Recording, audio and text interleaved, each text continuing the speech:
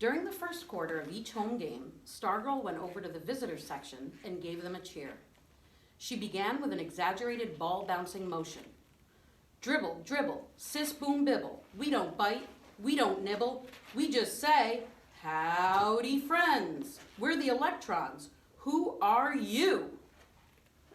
A couple of visiting cheerleaders, maybe a fan or two, would call back, Wildcats, or Cougars, or whatever, but most of them just gaped at her as if to say, who is this? Some of her fellow cheerleaders were amused, some were mortified. At that point, the only crime Stargirl could have been accused of would be corniness. But she didn't stop there. She cheered whenever the ball went in the basket, regardless of which team shot it. It was the strangest sight. The other team scores, the MAHS crowd sits glumly on their hands, while Stargirl, alone, pops up cheering. At first, the other cheerleaders tried to suppress her. It was like trying to calm down a puppy. When they gave her the pleated skirt, they made a cheerleader they never imagined. She did not limit herself to basketball games. She cheered anyone, anything, anytime. She cheered the big things, honors, election winners, but she gave most of her attention to little things. You never knew when it would happen. Maybe you were a little ninth grade nobody named Eddie. As you're walking down the hall, you see a candy wrapper on the floor. You pick it up and throw it in the nearest trash can. And suddenly there she is in front of you, pumping her arms, her honey hair and freckles flying, swallowing you whole with those enormous eyes, belting out a cheer she's making up on the spot. Something about Eddie. Eddie and the trash can teaming up to wipe out litter. A mob is gathering, clapping hands in rhythm, more eyes on you than all the previous days of your life combined. You feel foolish, exposed, stupid.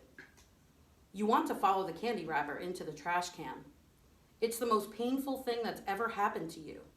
Your brain keeps squirting out a single thought, I'm going to die, I'm going to die. And so when she finally finishes and her freckles settle back onto the bridge of her nose, why don't you? Why don't you just die? Because they're clapping for you, that's why. And whoever heard of dying while they're clapping for you? And they're smiling at you.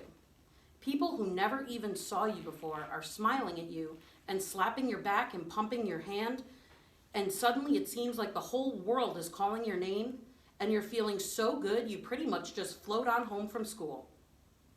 And when you go to bed that night, the last thing you see before you zonk out are those eyes, and the last thing on your face is a smile. Or maybe you showed up at school with really unusual earrings, or you aced a test, or broke your arm, or got your braces off. Or maybe you weren't even a person.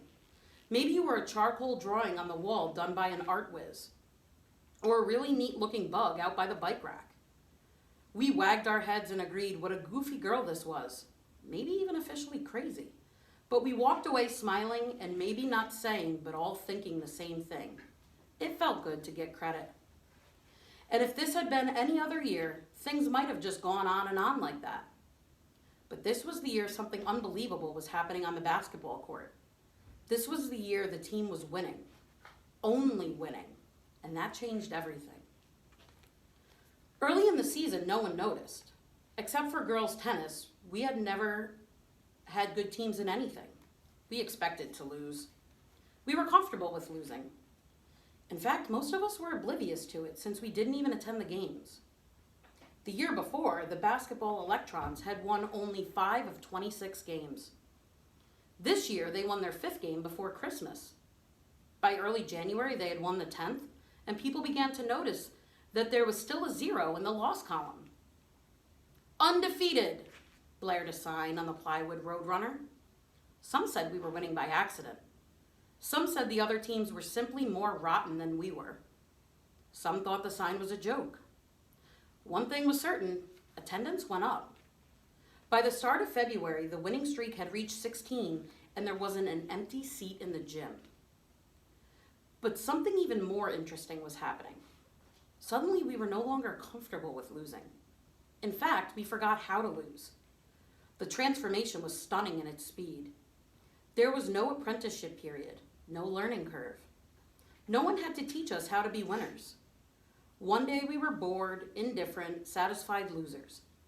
The next, we were rabid fanatics, stomping in the grandstand, painting our faces green and white, doing the wave as if we had been perfecting it for years. We fell in love with our team. When we spoke of it, we used the word we instead of they. The leading scorer, Brent Ardsley, seemed to have a golden glow about him as he moved through the school. And the more we loved our team, the more we hated the opposition. We used to envy them. We even applauded them to spite our own hapless teams. Now we detested the opposition and everything about them. We hated their uniforms. We hated their coaches and their fans. We hated them because they were trying to spoil our perfect season. We resented every point scored against us, and how dare they celebrate. We began to boo.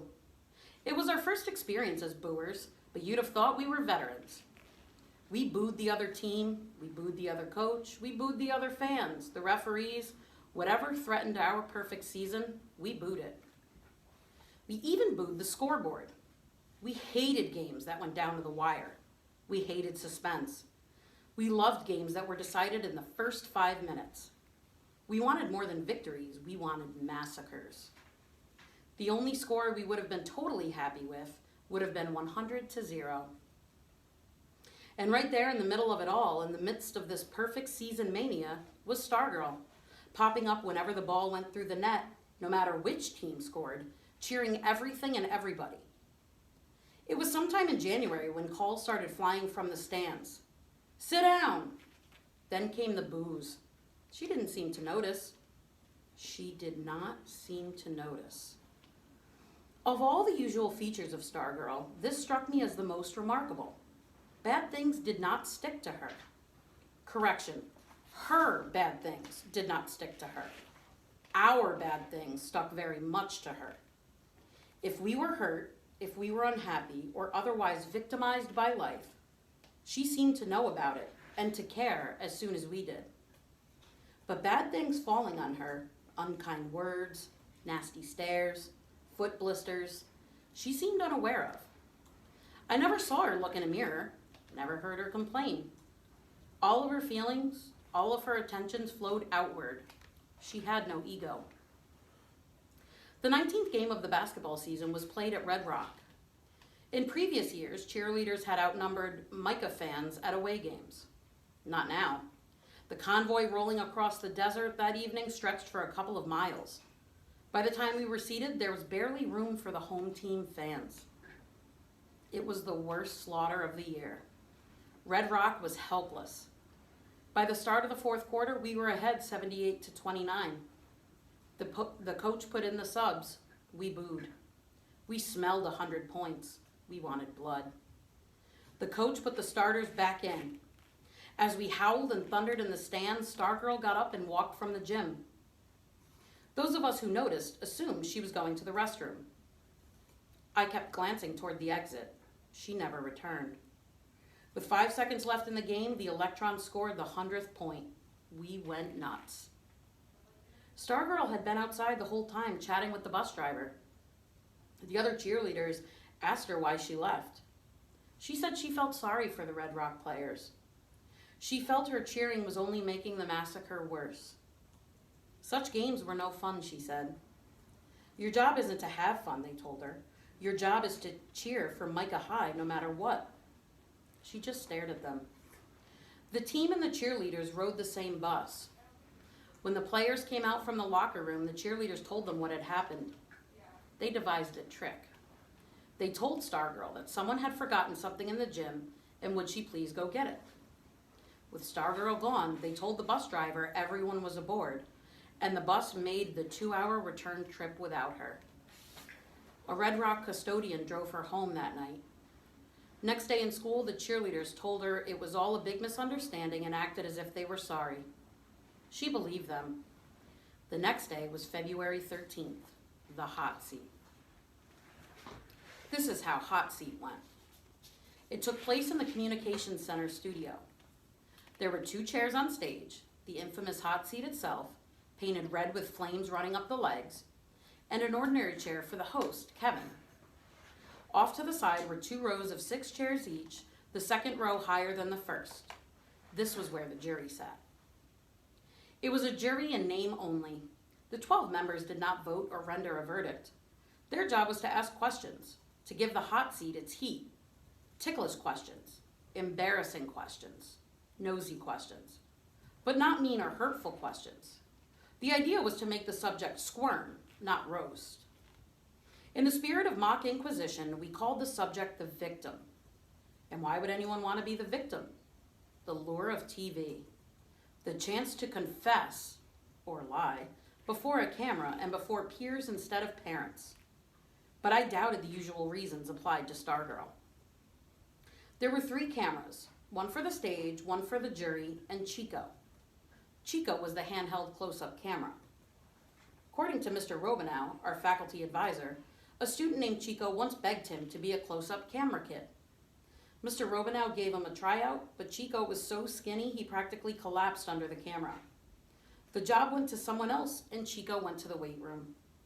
By the following year, Chico had muscles, and the camera was like nothing on his shoulder. He got the job, and he was brilliant at it. He gave the camera his own name. "We are one," he said. When he graduated, his name stayed behind, and from then on, the close-up camera and its operator were a unit called Chico. The host and the victim were each fitted with a thimble-sized clip-on mic. The jury passed around a hand mic. Opposite the stage was the glassed-in control room, sound insulated from the rest of the studio. That's where I worked, wearing my headset, watching the monitors, directing the shots. I stood at the shoulder of the technical director, or TD. He sat at a rack of buttons, punching up the shots I ordered. Also in the control room were the graphics and audio people. Mr. Robinow was there as faculty overseer, but basically the students worked everything. Kevin's job was to get things started. Intro the victim, ask a few opening questions, stir things up if the jury was slow. Usually the jury was on the ball. Typical questions. Does it bother you that you're so short? Is it true that you like so-and-so? Do you wish you were good looking? How often do you take a shower? It almost always added up to entertainment. At the end of the half hour, as we cued credits and music, there was always a good feeling in the air, and everyone, victim, jury members, studio crew, mingled and became students again. We filmed the shows after school, then broadcast them that night, prime time on local cable. About 10,000 homes. Our own survey said at least 50% of the student body watched any given show. We outdrew most of the hot sitcoms. We expected to top 90% for the Stargirl show. But I had a secret. I wished no one would watch. In the months since we had scheduled that show, Stargirl's popularity had dropped out of sight. Gone were ukuleles from the lunchroom. More and more kids saw her cheerleading behavior as undermining the basketball team and its perfect record. I was afraid the booze for her might spread from the court to the studio. I was afraid the show might turn ugly. When Stargirl came in that day after school, Kevin gave her the usual briefing while Mr. Robinow and I checked out the equipment. As the jury members straggled in, they were not clowning around or tap dancing on the stage as jurors usually did. They went right to their seats. Stargirl was the one tap dancing and mugging for the cameras with Cinnamon the rat licking her nose. Kevin was cracking up, but the faces of the jurors were grim. One of them was Hillary Kimball. My bad feeling got worse. I retreated to the control room and shut the door. I checked communications with the cameras. We were ready. Kevin and Stargirl took their seats. I took one last look through the plate glass that separated the set from the control room. For the next half hour, I would see the world through 4 monitors. "Okay, everybody," I announced. "Here we go." I cut the studio mic. I looked over my control room mates. "We all set?" Everyone nodded. Just then, Stargirl lifted one of Cinnamon's front paws and waved it at the control room and said in a squeaky voice, "Hi, Leo." I froze. I came unraveled. I didn't know she knew my name. I just stood there like a dummy. Finally, I waggled my fingers at the rat and mouthed the words, "Hi, Cinnamon," although they couldn't hear me on the other side of the glass. I took a deep breath. Okay, ready music, ready intro. I paused. Music, intro. This was the moment I lived for, launching the show. I was the director, the maestro, I called the shots. On the monitors before me, I watched the program unfold according to my commands. But on this day, the thrill was missing. I felt only a dark dread snaking along the cables. Greetings and welcome to Hot Seat. Kevin went through the opening spiel. Kevin loved to be on camera. He was ideal for a show like this, which made good use of his smirky grin and arching, "Did I really hear you say that?" eyebrows. He turned to Stargirl.